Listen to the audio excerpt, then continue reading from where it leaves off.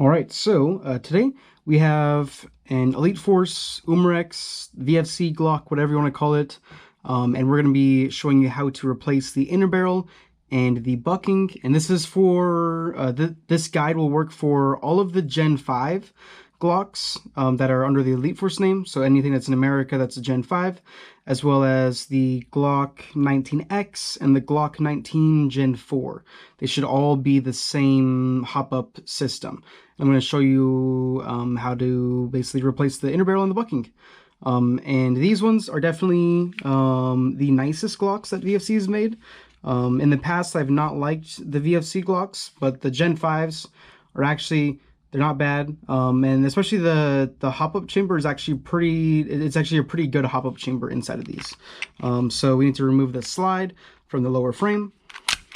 So I normally lock it back, and then I grab onto the little tabs here, pull down, and then I hit the slide catch, let the slide kind of do its thing, and then help it the rest of the way. And then now we have this off.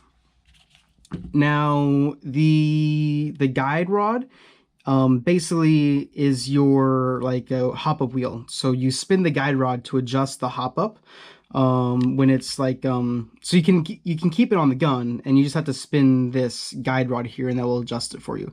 To remove the hop-up, you need to turn it all the way off. So if you grab onto the guide rod, basically lefty loosey, basically you just turn it to the left, so that is counterclockwise, until this silver little part there is as far as it goes, and it's just underneath the Glock logo there. Right, once you have that, the hop-up's turned off all the way, and then you can just grab onto it and you can pull it out. Now sometimes it can be a little bit stubborn, so your first time it might be a pain, but basically it will come out if you have it turned all the way off. And you just have to push forwards, and then freeze it, and then you can lift up, or sometimes it'll shoot out, but normally you would have to lift up on this piece to help it out. So it's a little bit of shimming around, but once you get it out, it's out, and then you can set these things off to the side. And then you just need to take the barrel out of the slide. And then now we just have the barrel and the other barrel, right? Now this is captive in here. It's not gonna come out on its own, so you have to pry it a little bit.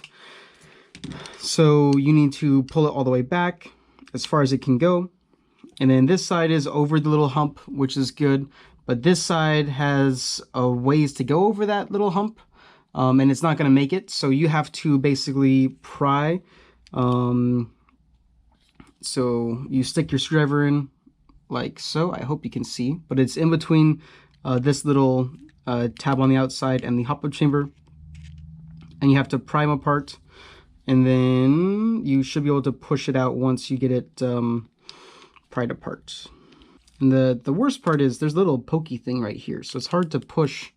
It's hard to push on it.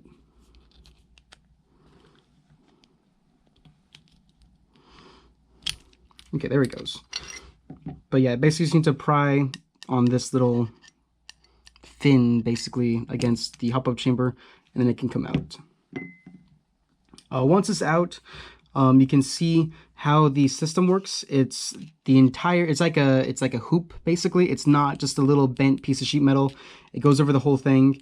It does go up and down perfectly flat. So if I simulate adjusting it, so with this little thing here, you can see it moves the entire arm moves all in unison. It's not just being bent one way or something like that, right? We can go ahead and unscrew this.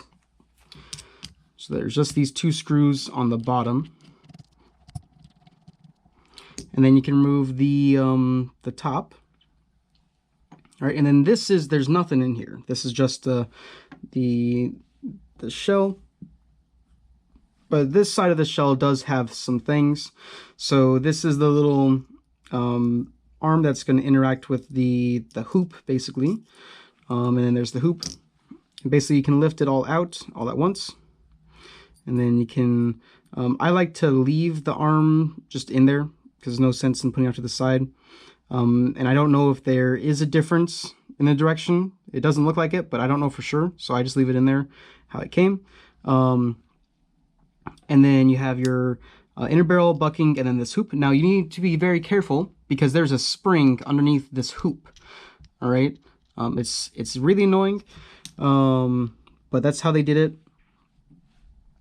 Now, typically, I will slide the hoop onto the barrel, and then now I can slide it the rest of the way off, and then just be careful with that, that spring. You don't launch it across the room. And then now we have the inner barrel and the bucking, and then you're free to change it, put whatever inner barrel and bucking you prefer in here. But when you put it back together, you have to have them separate, and I'll show you why in a second. And again, here is that hoop. It's not a little piece of sheet metal. This is actually a solid piece of metal here. So you're not going to have any deviation to the left or right or whatever direction. And it's also going to be pretty fixed. It's not going to kind of bend when the BB goes through. So it's a pretty good design, I think, at least personally. It's one of the better designed hop-ups that I've seen in a replica. Now, putting it back onto the bucking, you need to get this spring, and you need to put the spring sort of on. There's like a little, when you do this, you can see there's a little sort of like chair for the spring, basically. And then the bucking has to go on. So this part right here, this tab that sticks out, have that pointing to your right, and then your bucking, the fin is going to be pointing to the right as well.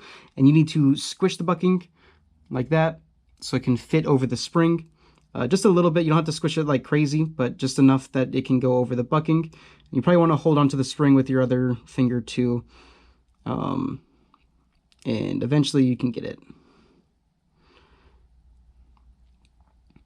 All right, once it's on, and now you can rotate the bucking to be correct. So I put the bucking in completely upside down, so I need to continue rotating this until I have it correct. So now it's correct. So the little tab's on top, and then the fin is over here. I hope you can probably see that. And then we can now put the inner barrel onto the bucking, and this is pretty straightforward. Just pops on top. You have to make sure everything's lined up though. I think I had it. Yeah, there it goes. All right. And now we just have to put everything back together. So this little square hole here, you have to stick the arm into.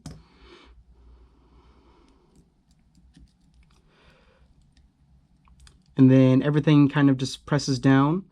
The fin lines up in like a little slot. But yeah, that's all good there. Then I just put the top piece on. And then just hold it tight with your fingers. Make sure everything is all pretty much flush. These, you will probably have a gap left over no matter what on these, because this is just like pop metal.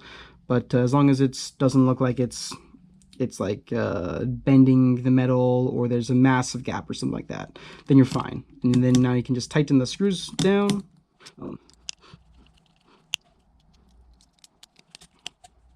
And I have the wrong screwdriver for these screws, but it's doing a good enough job, so I'm not gonna worry about that. Once it's tight, you're good to go. It's all smooth sailing from here on out. Barrel goes in. You do need to look down the barrel and line it up so that way the barrel, because the orange part is kind of thick on the inside and the barrel can get stuck on it. So when you push it in, just make sure that it's lined up, and then you just can pop it in. Basically, it's super easy to put it in. It's just kind of a pain to get it out. And then now inner barrel just goes in to the slide. And then these two things. Now you will need to line it up in a second, but to get it in there, you can have it not lined up. So just put it in. Probably. There it goes. And then you need to just adjust it or unadjust it all the way, and then it will line up, and then you're good. So again, lining up this silver little part here that you can see needs to be as close to the Glock logo as possible. All right. And then now it's done. you can put it back together, probably. And you're good to go. And then you do still need to adjust it, so you'll have to adjust it on the field to get it to where you want it. But that is that. That's how you change the inner barrel and the bucking on Gen 5 Elite Force Umarex VFC Glocks, as well as the Glock 19X and the Glock 19 Gen 4. I hope that was useful. And I do want to just say, if you are wanting to get an Airsoft Glock, the Gen 5s definitely way better than the Gen 3s and the Gen 4s. They made a lot of internal improvements, and they're just a lot nicer guns than they used to be for the VFC Glocks. But yeah, there you have it. Don't forget to like, comment, and subscribe if this video was useful for you. And make sure you check out the link down below. That is a link to our Discord server, and you are welcome to join. All right? Have a nice day.